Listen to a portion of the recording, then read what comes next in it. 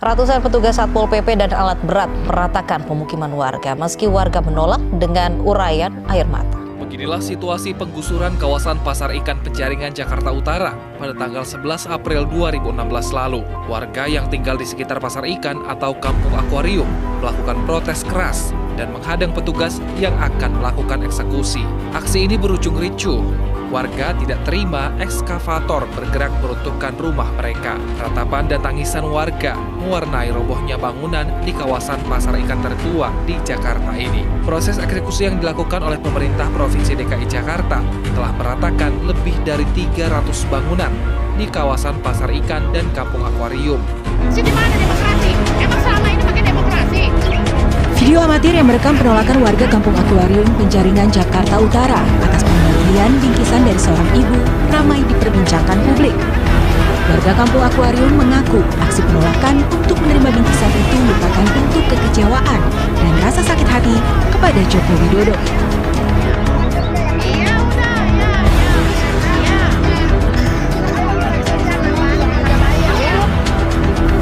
Saat Jokowi menjadi Gubernur DKI Jakarta, ia pernah membuat kontrak politik bersama warga Kampung Akuarium untuk tidak melakukan penggusuran. Namun, hingga saat Joko Widodo sudah menjadi presiden, kontrak politik itu tidak pernah ditepati. Bahkan melalui tangan Basuki Cahayapurnama atau Ahok, Kampung Akuarium digusur dan Jokowi sebagai presiden sama sekali tidak memberikan perhatian. Saat itu, warga terlunta-lunta tidak memiliki tempat tinggal. Yang mau kita tahu Bu Darmadiani ini adalah warga Kampung Akuarium sejak tahun berapa Bu tinggal di sana? Saya warga Kampung Akuarium sejak saya lahir. Saya lahir di Pasar Ikan dari 1976. Jadi tahu banget di akuarium itu kayak gimana. Jadi sudah 47 tahun ya, tinggal di Kampung Akuarium. Iya. Oke. Jadi kalau supaya kita semua paham, sebetulnya lahan Kampung Akuarium itu memang milik negara yang sudah ditempatin oleh banyak warga sejak zaman bahkan sebelum ibu lahir dong ya, berarti kan orang tua sudah tinggal di sana dulu ya, berarti sudah beda RT. Sudah 50 tahunan lebih mungkin ya warga tinggal di sana. Nah itu betul Bu ya, jadi memang sebetulnya tanah milik pemerintah yang sudah ditempati warga puluhan tahun. Jadi sebetulnya sih secara undang-undang warga juga berhak gitu. Tapi kita nggak bahas ke situnya deh, karena akan rumit sekali. Yang mau kita pastikan adalah memang sudah puluhan tahun ya Bu, warga tinggal di sana. Nah, warganya tuh rata-rata warga asli atau banyak pendatang?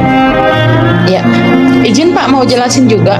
Kalau ini tanah pemerintah, mungkin bukan pemerintah dalam artian ini tanah Pemda gitu kan. Itu tidak ada lang atau sertifikat yang seperti disebutkan tanah pemerintah.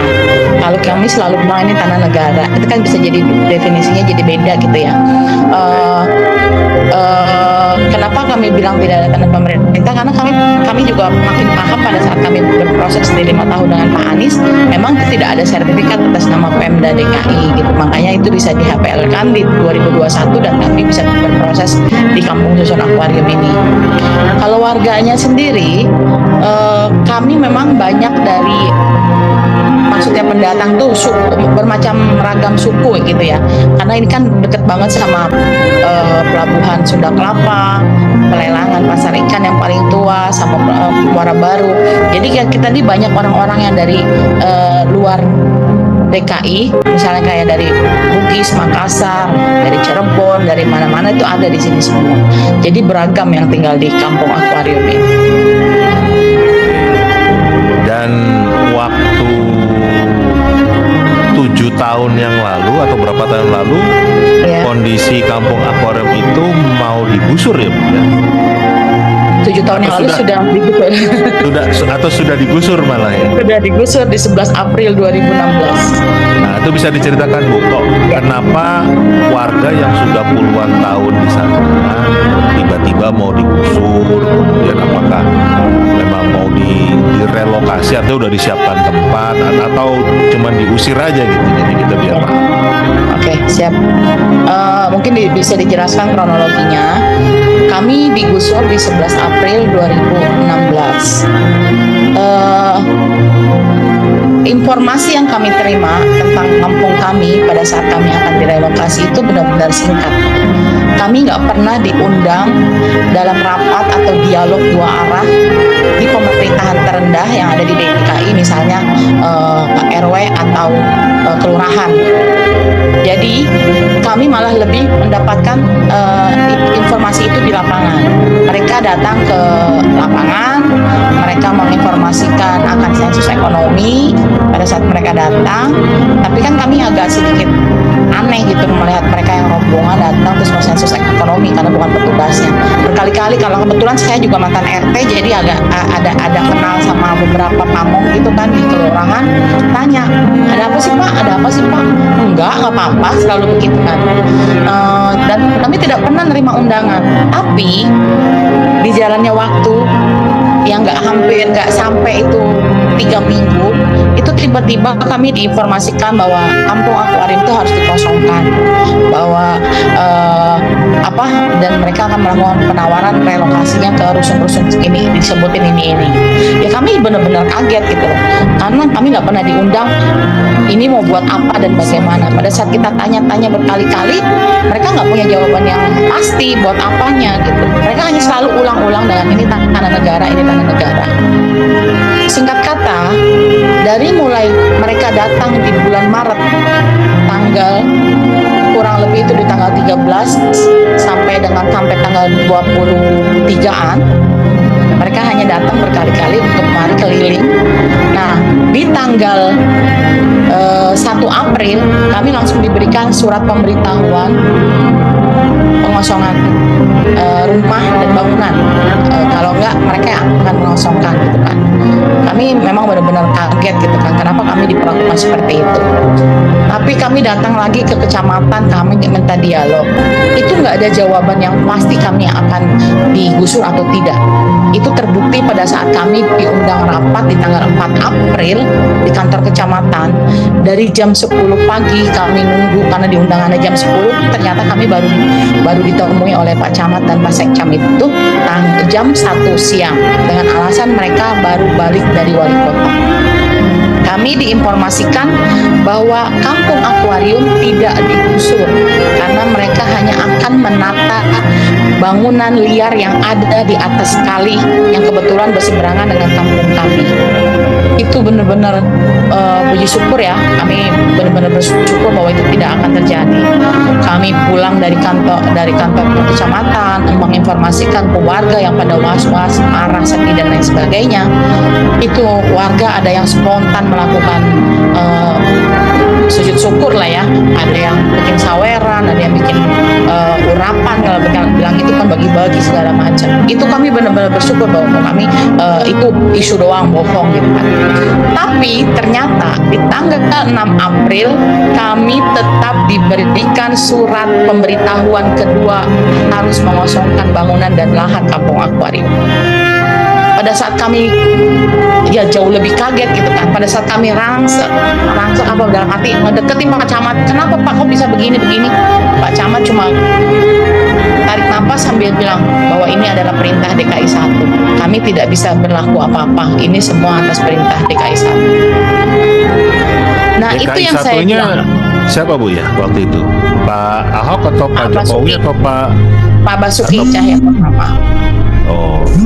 Ya ini yang bikin kita sedih ya, karena kan kalau boleh cerita ke belakang itu bahwa di sini tuh ada jejaknya Pak Jokowi, bahwa di sini ada jejaknya Ahok gitu kan Pak Basuki. Kenapa saya bilang ada jejak? Pada saat 2012 itu beliau datang berkali-kali kemari tuh sowan mau jadi gubernur, dan tuh 2 tahun kemudian lanjut mau jadi presiden. Mereka memberikan lembar kontrak politik, mereka tidak akan menggusur, mereka menawarkan kartu pintar dan lain sebagainya. Tim sesnya di sini ada dan besar. Setiap ada warga yang hajatan, mereka selalu kirim karangan bunga, bingkisan dan lain sebagainya. Jadi kami merasa punya ikatan besar gitu dengan Pak Jokowi pada saat itu. Tapi kami, kenapa pada saat Pak Ahok jadi gubernur kami diperlakukan seperti itu? Dan lucunya mereka tidak menyiapkan relokasi dengan matang. Ya nggak mungkin matang karena memang itu juga informasinya kan cuma sebentar ya. Kami dipencar, ditawarkan rusun yang jauhnya berpuluh kilometer, 28 sampai dengan 30 kilometer. Yang ada di rusun Marunda, ada di rusun Banjir Kanal Timur, BKT Cakung, dan itu pun rusunnya belum siap karena kami diberikan rusun lajang, rusun yang ukuran studio. Kami tidak diberikan pilihan apapun, tidak disatukan satu tempat atau apa, kami benar-benar dipencar. Itu penawaran mereka. Nah ini singkat mundur lagi ke tanggal 6 April itu kami tetap diberikan SP2. Dari 6 April ke tanggal 9 April kami langsung diberikan SP3. Di situ mulai masifnya aparat, saya bilang aparat. Karena di situ sudah mulai pasang posko, polisi buka posko, kelurahan buka posko, semua pamong itu buka posko. Yang kami bilang kenapa saya agak marah di situ karena yang saya lihat intimidasinya luar biasa. Banyak aparat yang datang ke kampung kami yang saya bilang itu tidak manusiawi. Kenapa tidak manusiawi? Ini jadi flashback ya Pak. Ini karena kebetulan besok 11 April. Ini saya agak gimana lagi. Kenapa itu kejadian itu benar-benar luar biasa? Kenapa? Karena kami diperlakukan benar-benar keji gitu, kejam. Karena mereka bawa anjing pelacak untuk masuk ke kampung kami, keliling ke gang-gang kecil kami. Mereka pakai motor perintis, membunyikan motornya dengan kencang, gerang-gerang masuk keliling ke depan musola kami, ke gang-gang kecil rumah warga kami sampai dengan di 2 RT ini. Mereka selalu bilang tidak ada yang di luar, masuk ke dalam, kayak kita jam malam begitu, nggak boleh ada warga yang keluar. Itu benar-benar disuruh masuk. Itu jam 10 malam, hampir setengah 11 saya masih beresin dagangan saya, itu disuruh masuk, padahal saya lagi beresin dagangan saya. Di tanggal 9 April itu mulai petugas PLN, petugas Palija mulai keliling untuk memastikan meteran listrik dan air dimatikan. Mereka selalu keliling sambil teriak, ini tanah negara, bawa yang kamu punya, bawa yang kalian punya, yang bukan tak punya kalian tolong ditinggalkan. Itu dilakukan oleh oknum Kapolsek. Saya bilang oknum Kapolsek, kenapa saya bilang? Karena saya berhadapan langsung. Saya bilang bapak nggak bijak, bapak bukan di tempatnya bapak melakukan seperti ini. Tapi apa daya kami hanya warga kecil yang tempat kami kebetulan sudah dikuasai oleh mereka gitu. Mereka buka posko, mereka di setiap sudut mereka buka posko, mereka hanya masih menawarkan relokasi. Akhirnya sebagian warga kami karena ketakutan itu ada yang mengambil rusun-rusun yang ditawarkan di sana. Itu sampai dengan tanggal 9 April kami diberikan SP3. Di 11 April jam 5 subuh kami sudah dilakukan penggusuran. Ada 11 alat berat yang datang ke kampung kami, 3 eskavator amfibi, 8-nya yang darat. Itu mulai dari depan Museum Bahari mereka sudah mulai melakukan penggusuran. Dan kalau kami dapat data resmi dari LBH Jakarta pada saat itu, karena kami melihat juga sendiri, polisi dan Pak Pol PP semuanya berjumlah 4.288 personil. Hanya untuk kampung kami 3 RT kebetulan 11, 12 dan RT 1 yang jiwanya nggak lebih dari 1.000. Itu yang sampai dengan hari ini kami selalu bertanya kenapa kami digusur, itu yang nggak pernah ada jawaban resmi karena mereka hanya bilang ini tanah negara. Nggak ada yang resmi bahwa ini akan dibuat apa, untuk apa, dan jauh lebih penting atau apa, dan itu mereka tidak pernah bisa sampaikan itu. Itu Pak. Ngeri juga ya kalau bahkan sampai sekarang alasannya digusur apa juga sampai nggak tahu. Dan benar nggak Bu, kemarin Pak Marco mengatakan proses penggusuran ini sangat tidak manusiawi, bahkan sampai ada 20 warga yang sampai meninggal dunia. Apa betul itu? Kalau 22 jiwa itu meninggal selama kami bertahan di puing penggusuran sampai 1 tahun 8 bulan, karena yang meninggal itu rata-rata kena penyakit paru, darah tinggi, darah tinggi karena stres semuanya, mah akut. Semua selalu bilang ini mah akut, dan kita ya sadar bahwa itu adalah karena stres. Bagaimana kami berpuluh tahun tinggal, berpuluh tahun berusaha mencari nafkah tanpa bantuan pemerintah, tanpa menerima, oh ya ini bikin rumah atau apa, tidak. Tiba-tiba pencaharian kami dihilangkan dalam waktu sekejap. Itu memang benar-benar stres luar biasa, dan saya juga termasuk yang merasakan itu banget gitu. Dan tetangga kami mungkin karena udah ada penyakit bawaan dan mereka juga tingkat stresnya tinggi, itu yang akhirnya, dan itu nggak masuk akal banget. Di 1 tahun 8 bulan itu 22 jiwa warga kami nggak ada di puing penggusuran. Sedih sekali ya. Aduh, agak melu jadi kalau ingat itu lagi, karena itu nyata banget. Ya maaf ya Bu ya, jadi mengingatkan Ibu lagi. Tapi ya artinya pemerintah itu kan punya tugas untuk melindungi Betul. warganya, tapi kok malah seperti ini kan, aduh. Nah kemudian begitu Pak Anies menjadi gubernur Bu, apa yang berubah Bu? Kami tadinya nggak percaya lagi Pak. No, sudah apatis ya Pada dengan saat pemerintah teman-teman ya.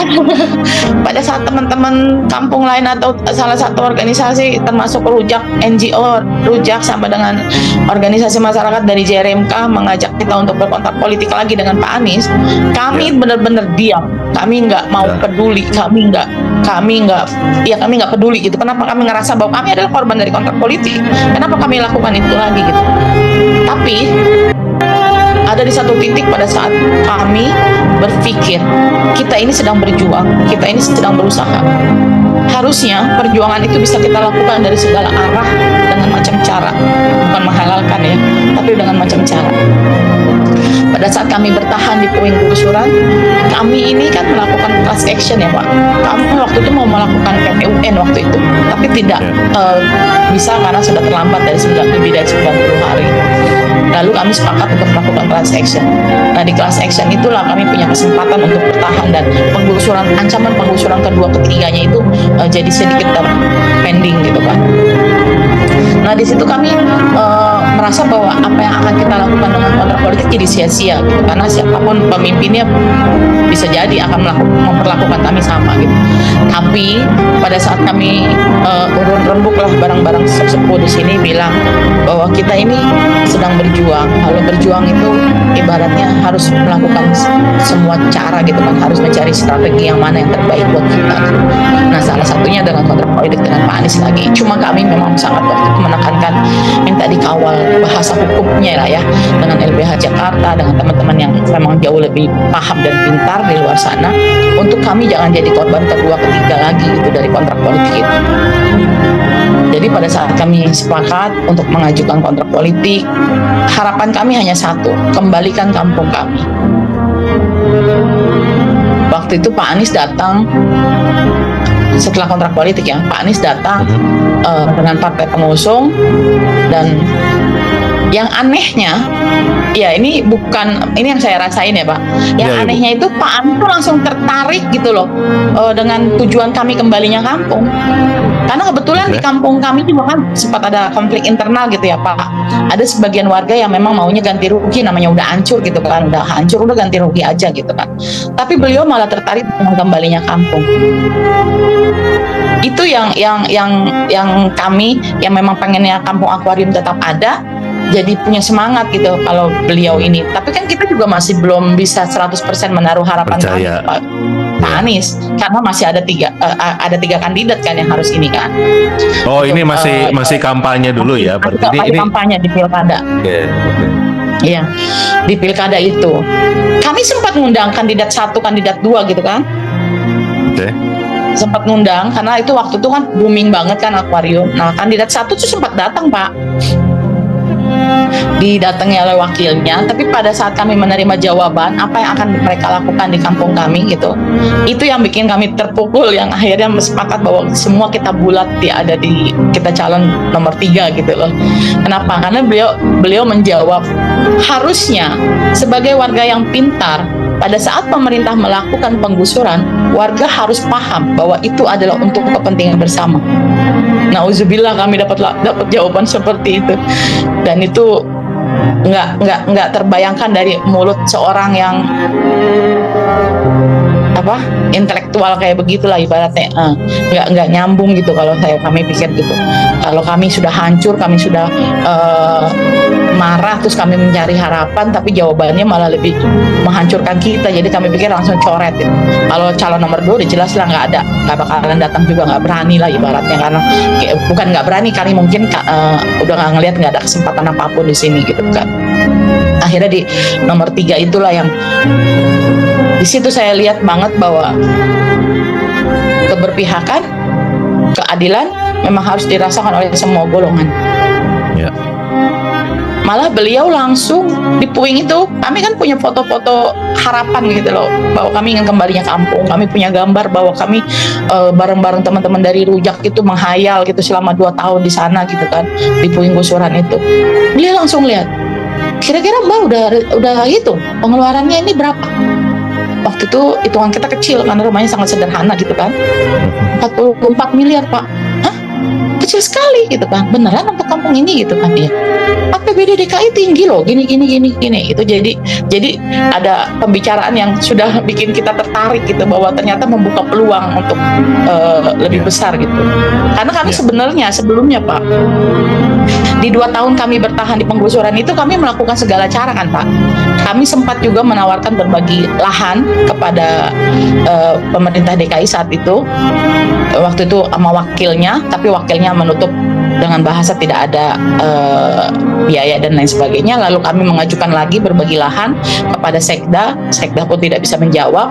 Jadi kita sudah melakukan inilah ibaratnya, kalau bahasa perjuangan tuh udah menawar-nawarkan apa nih yang bisa memungkinkan untuk kami tetap tinggal di kampung akuarium gitu. Nah, pada saat Pak Anies menyambut benar-benar luar biasa. Oke.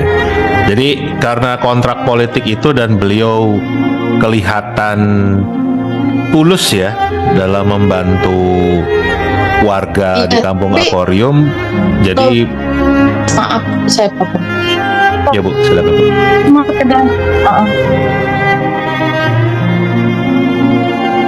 Iya, kalau cuma dibahas dengan kontrak politik doang kayaknya rek banget gitu ya. Ya kontrak politik siapapun bisa ini gitu kan. Tapi di sini memang ada keberpihakan gitu. Memang benar-benar gimana sih bahasanya, benar-benar konsen gitu bahwa ya tulus kan kelihatan. Gitu. Iya, tulus orang yang tulus sama orang yang pura-pura bersandiwara kan, kita kadang-kadang punya perasaan juga kan. Ya kan? Iya, bisa membedakan lah, bisa merasakan lah ya Pak. Apalagi orang sekian banyak kan gitu, ada berapa ribu tuh Bu warga di sana kan? Udah nggak sampai ribuan juga sih Pak, orang kita sedikit doang. Sudah banyak yang pindah, sudah banyak yang ini ya. Oke. Jadi kan pada saat pilgub itu pada mendukung Pak Anies, berarti kan Pak Anies dipilih waktu itu nggak ada hubungan dengan agama kan Bu? Ini karena keberpihakan. Iya. Kalau udah masalah agama ya. Kalau cuma sesama Muslim, ya beliau nyumbang aja, kasih beras kami, kasih sembako lah ibaratnya, kan udah beres gitu kan.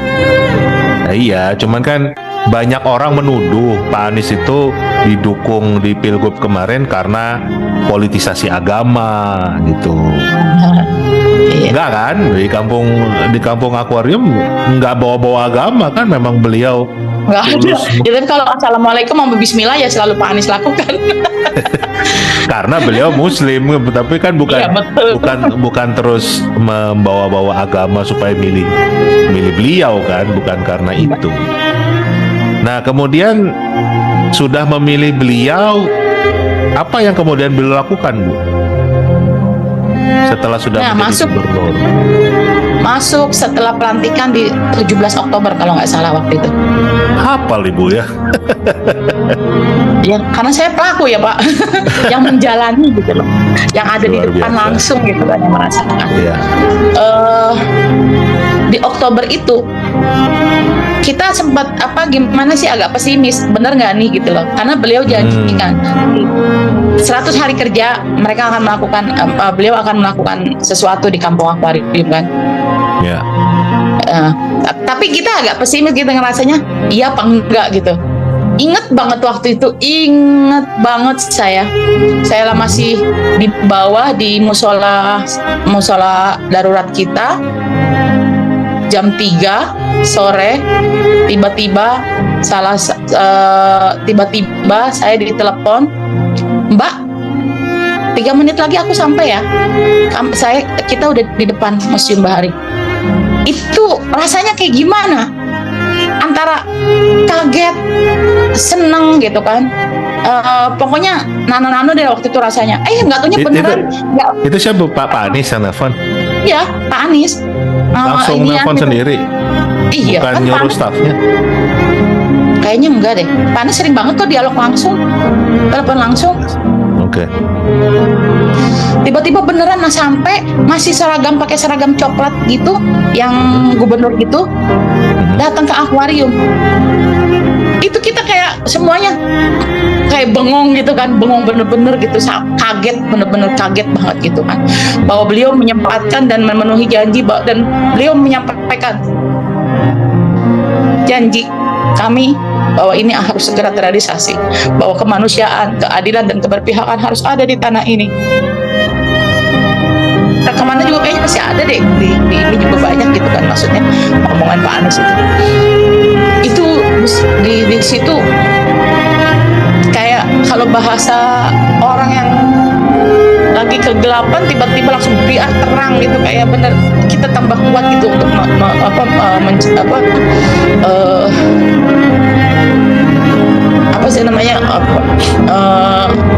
harapan Jakarta, kata kuncinya adalah keadilan sosial.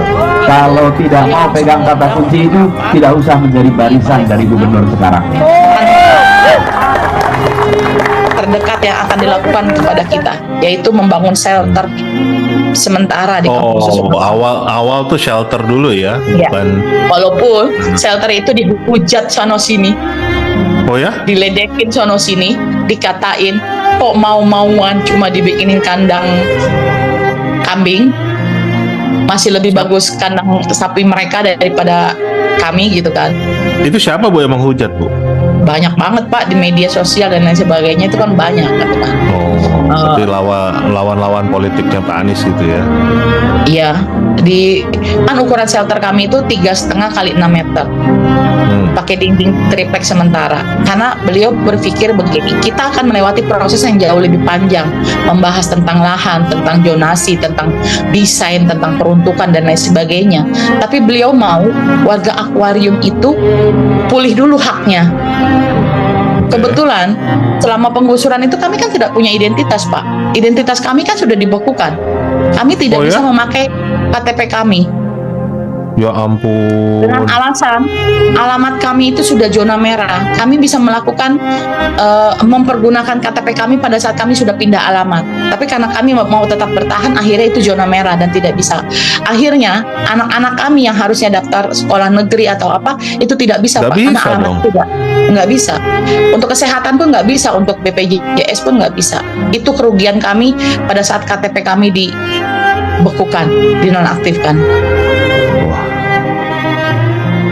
Oke, lanjut Bu. Nah, ya pada saat kami dibuatkan shelter, itu kami merencanakan shelter itu kurang lebih ada sekitar 126, karena untuk ngitung kakak kan. Tapi karena kenyataannya pembiayaan dan lain sebagainya, karena itu menggunakan CSR ya Pak, menggunakan CSR waktu itu kalau nggak salah dari Jakon, Jakarta Konstruksi, ya itu dari Jakon. Kami menggunakan CSR, kami dibuatkan shelter sebanyak 90. Ukurannya 3,5 x 6, itu pakai dinding triplek dan pakai toiletnya MCK komunal. Itu dilakukan secepat mungkin. Jadi dari Januari, tanggal 1 Januari selesai di tanggal 13 April. Itu terbangun hunian yang kami merasa bahwa itu jauh lebih layak daripada di puing dan tenda-tenda di gusuran dan tenda, di puing gusuran dan di di tenda-tenda bedeng sementara kami.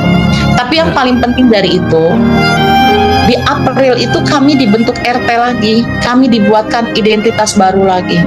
Itu yang jauh lebih penting dan bermartabat buat kami. Ya. Itu tahun berapa Bu? Berarti 2018? 2018 ya. Oke. Ya. Lanjut. April 2018 kami dibuatkan KTP baru lagi dengan alamat shelter akuarium. Oh, alamatnya begitu ya. Jadi diskresi khusus Pak Gubernur ya membuatkan identitas dan sebagainya. Oke Bu, lanjut Bu. Ya, nah dari situ mulai kita dibuatkan shelter, kita pindah ke shelter, kehidupan sudah jauh lebih baik karena kami juga dibuatkan musola dan lain sebagainya. Mulai program pemerintah masuk semuanya. Kami dibantu PAM-nya yang tadinya diputus, kami dibuatkan master meter oleh Pak Lija, oleh Pak PDAM. Kami dimasukin SPLU, listrik sementara yang menggunakan token. Kehidupan kami jauh lebih normal dan lebih baik selama 2 tahun di penggusuran itu. Tapi di situ juga kami mulai berproses dengan Pemda, khususnya dengan Dinas Perumahan, Dinas Cipta Karya, Dukcapil dan lain sebagainya. Kita berproses mau bagaimana tentang kampung akuarium ini. Dan itu perjalanan panjang juga di situ, Pak. Oke. Nah terus bangunan ini jadi seperti ini nih tahun berapa Bu? Kalau ini di 2021, Pak. 2000, jadi cepat juga ya. Kalau 2018 kan? Ya cukup 3 tahun lah Pak kami nunggu. Iya, cuman kan ini kan megah Bu. Ya kan kalau saya ngelihat belum pernah sih, terus terang saya belum pernah ke sana. Ya, kalau ngeliat dari jauh begini, iya. Cukup megah gitu. Ini desainnya dari warga juga Pak, barang ditemenin dari arsiteknya dari Rujak, NGO Rujak. Ya. Jadi warga pun memberikan masukan ya. Betul. Nah, itu yang membedakan kami dengan proses. Ini mungkin kalau dilihat aja ini cuma kayak rusun biasa gitu kan. Ini tidak seperti rusun biasa kalau kami rasa, karena kami terlibat langsung pada saat kami mendesain, menentukan material, warna cat dinding, atap dan lain sebagainya. Kami semua hadir di situ, ada di situ Pak. Seperti kami membangun rumah kami sendiri. Tahap 1 pembangunan kampung susun akuarium sampai jadi dengan hari ini pengelolaannya. Nah sekarang ini kan udah 2023 nih Bu. Iya. Berarti kan sudah 2 tahun lebih nih tinggal di rumah Kampung Susun Akuarium. Kampung Susun Akuarium. Iya. Gimana Bu, rasanya senang atau biasa aja atau gimana? Kalau kami bilang biasa aja, kami salah satu orang yang kufur nikmat Pak. Oke. Ini jauh lebih baik dan jauh lebih berharga. Karena kami tuh orang atau korban dari hilang pengharapan, hilang hak. Bukan cuma bermukim, hilang identitasnya.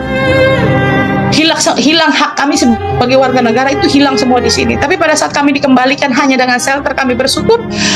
Apalagi dengan ini kami jauh lebih bersyukur dan sangat-sangat senang. Dan belum tentu ada pemimpin lain yang akan melakukan ini. Iya, karena juga penderitaannya juga dimulai dari pemimpin yang ada di situ kan, Betul. yang ada di DKI. Gitu. Betul.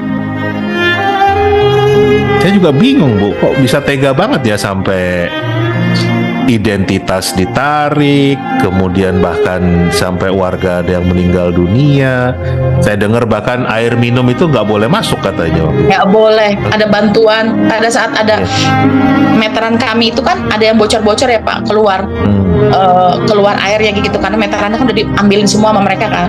Iya. Itu kita ngambil dari situ, berharap lah dari situ. Ternyata ada yang ngawasin, ada yang laporin, langsung petugas Palijanya datang, ikat itu, tutup dari depan. Terus ada bantuan dari luar, kayak macam teman-teman aktivis di luar sana kirim bantuan sembako, bantuan air, itu di-cut, di blok, ada di depan, nggak boleh, suruh balik lagi. Kami lebih dari jalur Gaza pada saat itu, Pak.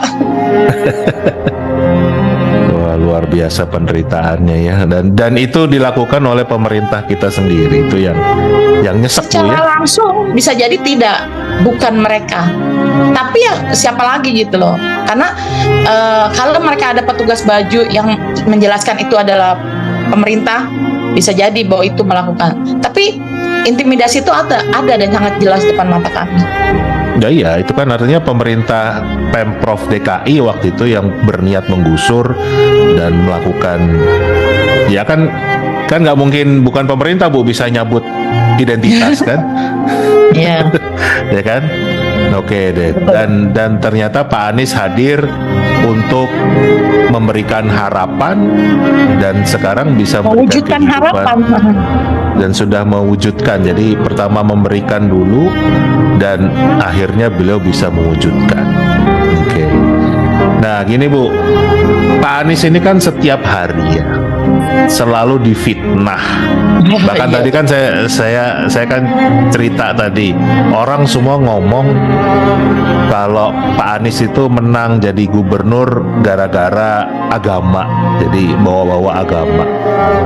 Padahal kan faktanya enggak, dan juga sudah dibuktikan, ada kajiannya juga Bu, ada risetnya tuh yang menunjukkan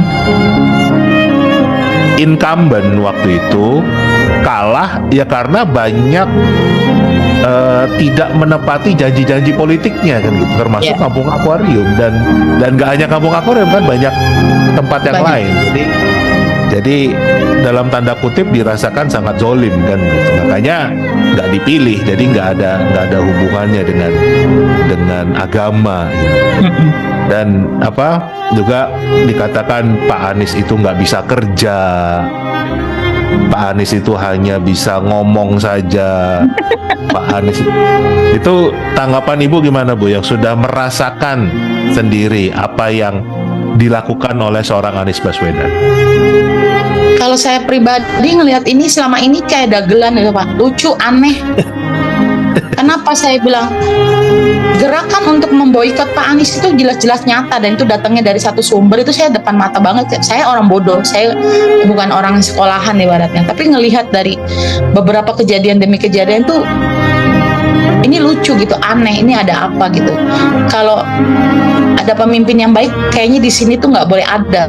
Jadi kayak bener-bener kalau bisa orang ini ditiadakan gitu kan, sudah dihilangkan.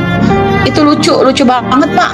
Waktu Pak Anies bikin JIS gitu kan, itu juga kan warganya terlibat, bagaimana mengedepankan kemanusiaannya, bahwa tidak menggusur dengan keras, tapi bagaimana kita menata bareng mereka yang tinggal di sekitar itu juga bisa berhak mendapat itu. Tapi kan itu nggak dilanjutkan sekarang gitu. Tapi dari kejadian demi kejadian aja, tujuan dari Pak Anies jelas demi kemanusiaan, demi keadilan, demi kebersamaan. Tapi memang kalau bisa ya nggak bisa, nggak boleh ada di sini. Jadi saya ngelihatnya berita-berita yang berseliweran, atau saya yang berhadapan langsung dengan Pak Anies, berkomunikasi langsung dengan Pak Anies, cara pandangnya, cara bicaranya, cara memutuskan sesuatu nggak sama banget sama yang mereka fitnahkan itu. Aneh gitu loh, aneh saya bilang. Dan bahkan tadi Ibu bilang seorang Anies Baswedan nelpon Ibu langsung nggak masalah ya, nggak ada jarak-jarak, nggak menempatkan diri kayak dia adalah raja pemimpin yang harus gimana gitu. Ya yang harus, enggak ya, dia malah membaur ya, nggak. Alhamdulillah datang tiba-tiba sore-sore naik sepeda langsung nyalamin warga. Naik sepeda ya? Naik sepeda, atau datang tanpa dikawal yang ribet-ribet bagaimana, hanya untuk numpang sholat. Gitu ya? Iya. Biasa. Nah ini kan berarti kerja yang tanpa pencitraan ya Bu ya? Betul-betul kerja nyata. Banyak kan nggak masuk medianya malahan kalau datang ke sini Pak. Kalau misalnya cuma sekedar numpang, ibarat numpang sholat atau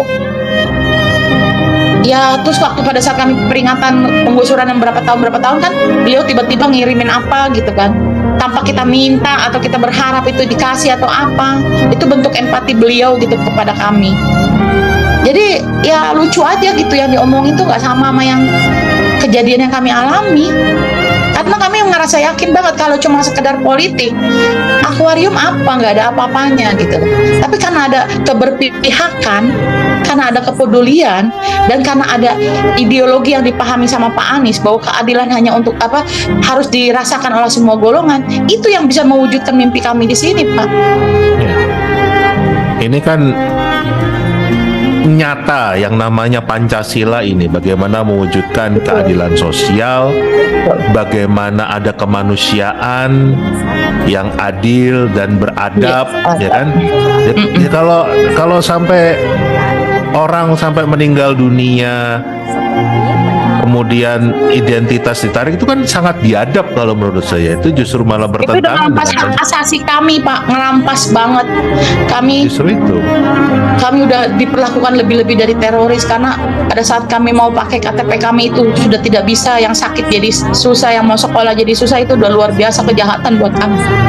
Iya, anak-anak nggak bisa sekolah kan begitu. Ya. Milih swasta jadinya. Oh iya, mungkin buat hidup aja sehari-hari sulit Iya. kan, apalagi Jauh. nggak ada listrik, nggak ada air tadi. Nggak ada air. Tuh. Tapi ya syukurlah ada seorang Anies Baswedan yang bisa Alhamdulillah. membantu warga kampung akuarium, dan harapan kita beliau akan hadir membantu seluruh Indonesia. Seluruh Indonesia harus itu, Pak. Harus, karena ya udah terlalu banyak pencitraan yang nggak penting dari pejabat-pejabat sekarang ini. Kami butuh yang real. Nah, oke. Terakhir deh Bu, apa pesan Ibu buat seluruh warga Indonesia, ya kan, menghadapi pemilu Pilpres nanti tahun 2024? Silakan, apa yang Ibu pesankan? Ya, kalau kami, saya 46 tahun sudah merasakan berapa kali Pilpres atau Pilkada ya. Kita sama-sama tahu bagaimana pemimpin mengumbar janji, menyampaikan program, mengatakan ini dan itu. Tapi yang sekarang kami jauh lebih pahami bahwa yang kita butuhkan itu adalah pemimpin yang kerja nyata, bukan pencitraan, bukan cuma sekedar janji. Nggak usah jauh-jauh, nggak usah mencari-cari, yang kita lihat rekam jejak aja.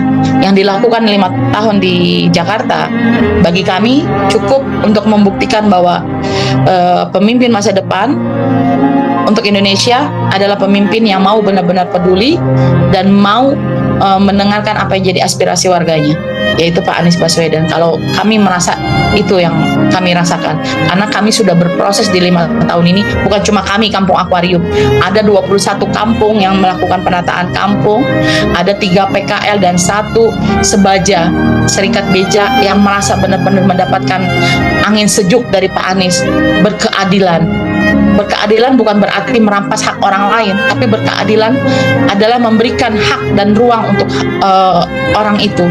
Jadi kalau kami di 21 kampung, di satu Sebaja, di 3 PKL, bawa program, menyampaikan inspirasi dan mencari solusi, itu benar-benar kerja nyata di Pak Anies. Kampung susun akuarium Itu sih. Dan semua tuduhan fitnah terhadap Pak Anies nggak bisa kerja, Pak Anies itu intoleran, Pak Anies politisir agama, itu bohong semua Bu ya. Ya iyalah Pak, kalau misalnya pakai cuman toleran, saya dengar Pak Anies sering banget itu kasih sumbangan yang buat musola dekat rumah ibadah lain. Beliau juga udah sering datang berkunjung, diundang dan lain sebagainya. Kalau disebut cuman pakai agama warga muslim kita yang cuma dibayar dengan uang 100.000, 50.000 jauh lebih banyak kali ya Pak, kalau cuma pakai ayat doang. Kayaknya nggak takut sama ayat deh kalau kita ngerasain. Jadi enggak lah Pak, itu cuman Jadi itu fitnah bohong orang-orang semua ini, ya. orang-orang sirik yang memang sengaja untuk menjatuhkan Pak Anies. Tapi insya Allah itu tidak akan terjadi. Ya, Kami adalah Pak Anies, bukti nyata, Pak Anies bisa kerja jelas ya, kerjanya nyata Jelas. Bu ya. sangat jelas. Oke. Terima kasih Bu Darmadiani sudah berkenan sharing. Nah, apa gunanya merdeka ketika tanah itu tidak bisa kembali dimiliki oleh rakyat kita? Benar juga. Coba, apa gunanya kita merdeka? Jadi saya sering sampaikan, jangan kita itu ketika melihat rakyat yang berada di tanah milik negara, lalu memandangnya seperti mereka itu bukan warga negara Indonesia, bukan bagian dari bangsa Indonesia.